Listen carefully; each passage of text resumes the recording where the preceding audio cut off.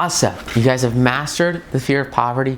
You know the exact sources and systems of information you need to overcome the barriers to achievement that are holding back so many people. Now we're going to move on to our next major fear. We're going to look at criticism. And you guys, by the end of this video, I want you to fundamentally shift the way that you look at what everyone says about you, and especially your presence in local areas, because so much of today's media is based on that online reputation, and very, very, very little matters about what peer groups or worker groups or co-workers think about you. Because remember, we talked about this earlier, if people say you're working too hard, if people say you're being crazy, that means you're on the right track. We talked about this, and it's developed much more in Be Obsessed or Be Average by Grant Cardone. And the point with it is that you go out there and you absolutely crush it out of the ballpark. People are going to think you're crazy. They're going to criticize you. Every uber successful person I know, everyone who has made over $100 million has been criticized like constantly. Always told like that the money they make, the growth they have is disgusting and that they're bad people. You got to ignore that crap. To push it out of your life, you have to take that negativity, throw it away. Stick to your guns, stick to your wits, and completely ignore negativity and only focus on positivity, okay? With that said,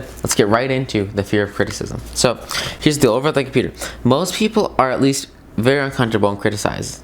Basically, criticism kind of sucks. So to turn this from pain to ignorant, right? Ignorance. Just get rid of it. Just don't freaking worry about it. 'Cause these guys, people that criticize you, people that take like time out of their day to write a paragraph about how you're the dumbest or the worst or you're terrible, they got nothing to do. Their time is very, very low value if they're gonna spend it criticizing you. And if people have low value time, means that you're ahead of them. You're winning the game. You're being worth more in the capitalist system based on the value that you bring as determined by your overarching secret formula and the monetary equivalent of that goal. In some cases, people may become depressed and despondent when others censure them. And the fear of criticism robs people of their initiative, destroys their power of imagination, limits their individuality, takes away their self-reliance, and does them damage in 100 other ways. Great example to look at this is the idea of the Zambedi, those original court cases that established freedom of speech, freedom of press, right? In these court cases, you had people that were big business guys, and they were doing some pretty kind of messed up stuff, but like they were just doing their business, they were having success, and they were like, yeah, woohoo, business growth. And then these newspaper reporters came, and they realized that, hey, you kind of did this thing over here that was like really bad, and this other thing was kind of not good. And so they came and they took it and they said, okay, well, we're gonna go over to the papers, and they wrote about these people in the paper, and they said they did this and this and this and this and this, and they're the worst and they're terrible, and look at all these terrible things that they did. And obviously these guys got kind of pissed when that happened, so they took them to court, and in court they were fighting really about the freedom of press. And you know, whether or not, I'm gonna try to draw a court judge here, it's gonna look really, really good. They're just gonna have like long hair and little swirls in her hair and the hair. And they went to court, they were fighting, and they were saying, well, who's right here? Can the newspaper publish whatever they want? And they had to realize that like this stuff was true. They were publishing the truth, and the truth was criticism. This was negative media,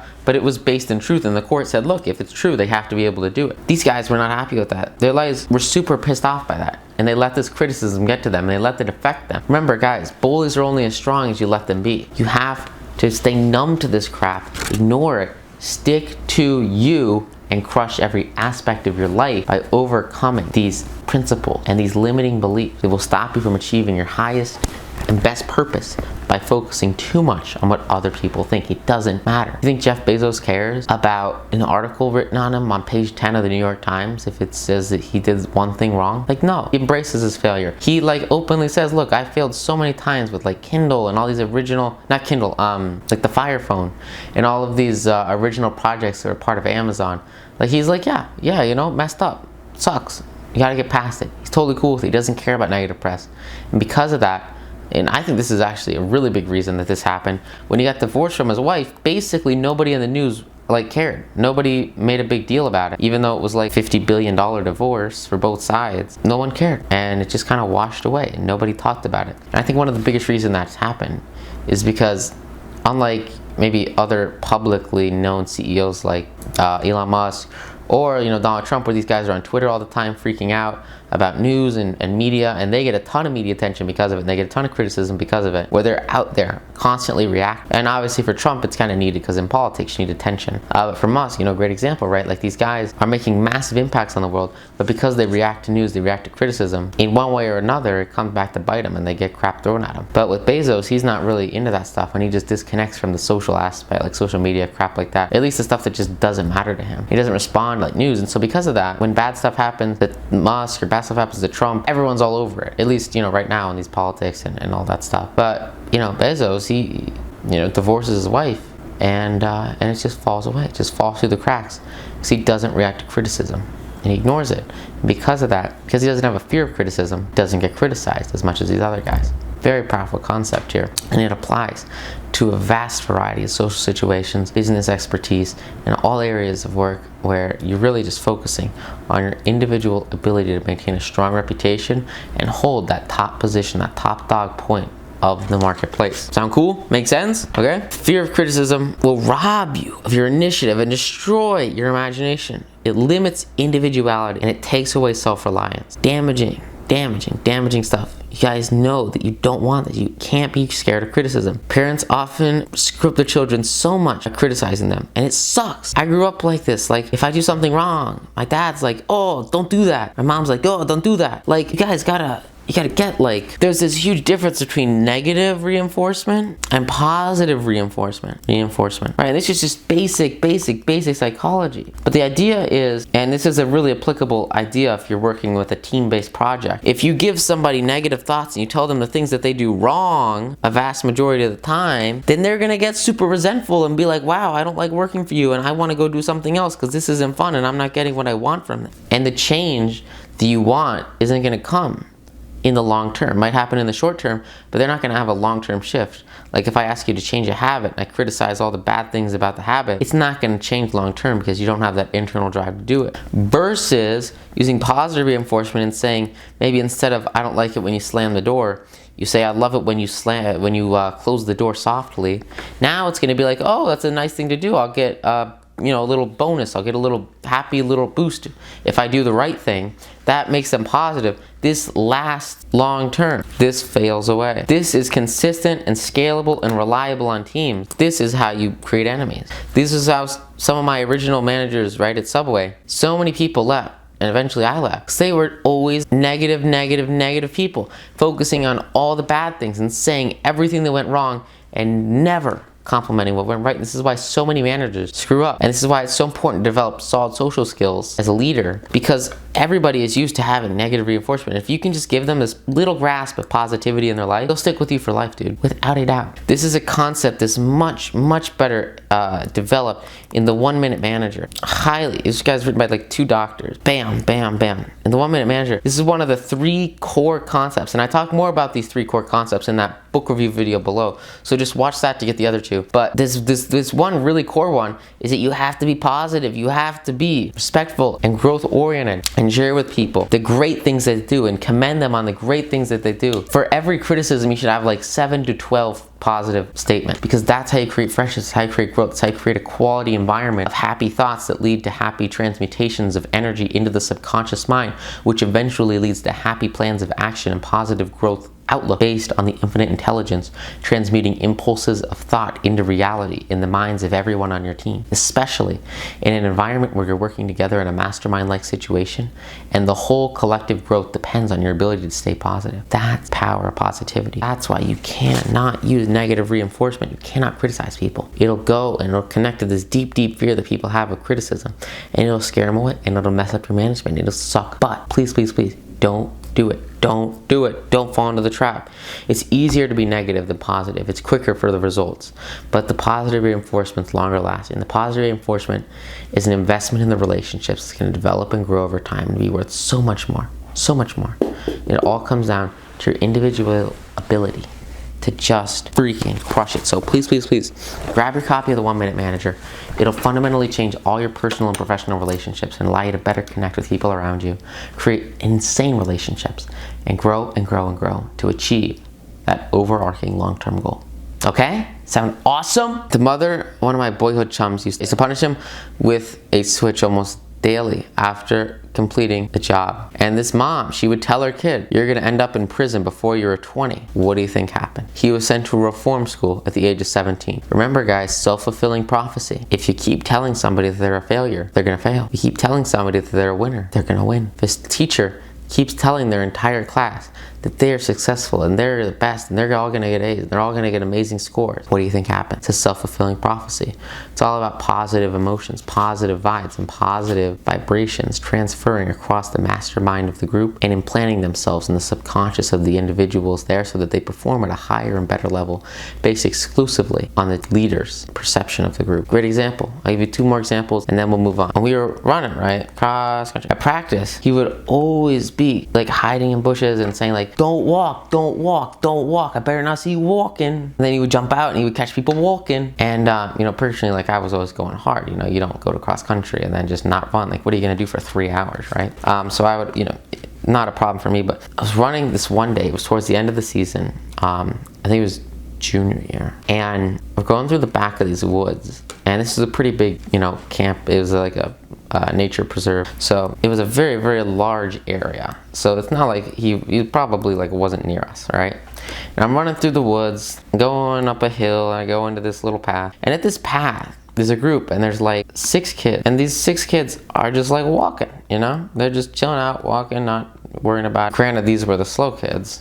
But like I was a slow kid, you know, I started out with a 32:54 5K time, which is like ridiculously slow. I brought that down to like 20 minutes. So it's this idea that it's a self-fulfilling prophecy, right? Coach kept telling everybody not to walk, and the weaker of the group took that as an instruction to walk. Right? Like saying don't do something makes people want to do that. Instead of saying don't walk, you need to have positivity. You need to say run your best today, go out there, crush it, be amazing. That's going to pump these guys up. That's going to make them excited. That's going to increase their energy state. But what did he do? He used negativity and he used negative reinforcement instead of positive reinforcement. So this is positive, but he used negative. Right? What did he say? He said, don't walk. What did that do? Led people to subconsciously desire, especially the slower people, subconsciously desire to walk. And that's exactly what happened. Tons and tons of kids would literally spend like hours of practice just sitting somewhere because they would hear coach say, don't walk, I better see you running, don't sit down. Instead of saying, go out there, do your best. Go out there, crush it. Go out there, be amazing. Run hard and kill it. That positive reinforcement would have changed the dynamic of the whole team. But instead it was negativity. And that negativity seriously messed up a lot of people. Thankfully, you know, I came over that and it just didn't happen. But I know a lot of people and they were seriously hurt by that. So please, please, please, you gotta focus on positivity. Now this second example, I read it in a book. I swear I can't remember where I got this from or I would tell you. It was about this dog, right? And there was this family, they were in this house and it was a super nice house. There was this big, big yard outside. And obviously, you know, they want the dog to poop in the yard instead of poop in the house, right? And so they started finding crap all over the house. And they were like, dude, what the heck, man? So they wanted the dog to poop outside, right? Like that was their goal. And they decided to go about training the dog using negative reinforcement. So what would they do? Say this is the dog, he's a yellow dog and he's a big, big, nice dog guy, okay? He would poop in the house and what would they do? They would like shove his face in the crap and then spray him with like this terrible, nasty spray stuff and punish him for pooping. They gave him a negative reinforcement. Make sense? So they did this for about 3 weeks and the dog kept crapping in the house and they were like, what the heck's going on? And eventually what happened is they came and they saw what the dog would do. It's because he knew he was going to get punished if he did this, but he didn't really know what to do. He would poop in the house, and then he would run on top of the kitchen counter and jump out the kitchen window outside just to get away from the punishment. Because he didn't freaking know what to do. He was getting punished for the negativity in his life and the bad things he did, but he wasn't being rewarded for when he did good things, so he didn't know what the heck to do. And this is how so many teams function. They just punish and say, this is wrong, wrong, wrong, wrong. But managers never really take the time to sit down and say, this is what you need to do, this is what's right. So if you want to start a team and you want to have massive success, take that time, let it happen. Every single aspect of what you do can be fundamentally shifted by allowing yourself the ability to focus on the positive. What did they do to fix this? They took the dog outside slowly, they brought him into the yard, he transformed into a beautiful orange dog, and he would poop in the yard with beautiful orange poop, and then they would give him a treat, and they'd say, yay, good job. Took like freaking 4 days to get him to do that every day. What was the difference? Positivity versus negativity. I swear, guys, like I know I limited myself here, but there's this one other thing, and I did it for this project. And I really wanted my brother to get the mail because I basically get the mail all the time. And so when we get home, well, when we used to get home, we would drive home and there's like this driveway and the mailbox is right here. And we would drive, I don't want to like block off the camera, but like, you know, we would drive home in the car. It's a red car, and that's a really good drawing. I like that. And I would like ask him, hey, can you get out and get the mail? Because I was driving, and I didn't really want to like stop and get out, and it was just not the best way to do it. So what I did was, instead of like saying, I can't believe you won't get the mail, you're the worst, blah, blah, blah, blah, blah, blah, I asked him to get the mail, and then 1 out of 10 times he would get the mail. Then when he got the mail and he came back inside, when I was parking, I would give him a little candy. Now, how long do you think it took him to start liking to get the mail? I'll tell you guys, it took about 2 weeks. I gave him a piece of candy like 4 times over the course of those 2 weeks, because he agreed to do it 4 times every single time. Gave him a piece of candy as soon as he got the mail. And then he was getting the mail every single day. I gave him a piece of candy every single day. Did that for about a month. Did that for 1 month. And ever since then, for like the next 4 or 5 months, dead cold, I cut the candy and he kept getting the mail. Why do you think he kept getting the mail? He didn't ask me for candy. You know, it wasn't an assumption that he was going to get candy. He kept doing it because of positive reinforcement. That's the power. That's the growth. That's why this is so important. It's this idea that you can have such a huge lifelong impact, much larger period of time. I mean, if I only gave him like 1 little candy a week, he'd probably still be doing it. I don't know, I just kind of stopped because I kind of wanted to see how long he would keep doing it. And then when he stopped doing it, I was like, hey, so this is what happened. Isn't it kind of interesting? Isn't this cool psychology thing? And then he knew what was going on. And then he was like, oh, that's kind of funny, dude. That's cool. I'm not going to get your mail anymore, though. Ha ha ha. So it was a great learning experience. This idea of positive reinforcement. Ethically, right? I'm just giving him candy. Like, that's an ethical thing to do. So just make sure you do it the right way. Make sure you do it well and implement it, and you'll crush it. It's a very powerful concept. All right? Criticism, which is negative reinforcement, is the one form of service which everyone has too much. Everyone has a stock of it that is handed out gratis, whether it's called for or not, for free, right? Just given and out everywhere. One's nearest relatives are often the worst offenders. It should be recognized as a crime for any parent to build inferiority complexes in the mind of a child through unnecessary criticism. Employers who understand human nature get the best there is out of people, not by criticizing them, but by constructive suggestion. It's this group project, this group method. It all stems from positive reinforcement and avoiding the fear of criticism. And as soon as you stop fearing criticism, just like my brother stopped fearing criticism when I stopped telling him how bad he was for not getting the mail, as soon as he stopped to fear criticism, that criticism disappeared from his life. And then it was just a positive relationship from there on out. That's the power of this group effort. That's the power and why it's so important to establish this in the family setting. Parents may accomplish the same results with their children. Criticism will plant fear or resentment in the human heart, but it will not affect love or emotion. So you can come back from this. You can have strong parenting. This is basically the secret of every like parenting thing ever, is to just use the power of positive reinforcement. Obviously there's more to it, because like I made a whole course on like MLP and like social skills and how to win friends and influence people, but at a very elementary level, at like stage 1, this is the foundation of the house. You can build the house on top of positive reinforcement. It's all about those feel-good emotions and increasing the vibrations in their lives so that their minds are at an elevated peak state and they're more receptive to receiving your broadcasted thought, to have massive impact and change in their behaviors, their actions, their plans, and their plans lead to their future results, their results lead to their future values, that value leads to cash. So positive reinforcement can directly increase the marketplace value of your team and therefore directly increase your corporate profit, all by having a smile and treating your team well. That's freaking power. Please check out the 1 Minute Manager. I've got the book review below. This book, get it in your library. It'll change your team and your output as a group, and it'll inspire you to start working with groups of people if you're not already. And that's the #1 way to scale, grow, and have massive impact to achieve that overarching long-term goal. Faster, better, and more consistent. Thank you guys so much for watching. Hope you had a ton of value from this. Go out there, crush it, do amazing things. I'll see you in the next module. Thank you so much. Bye.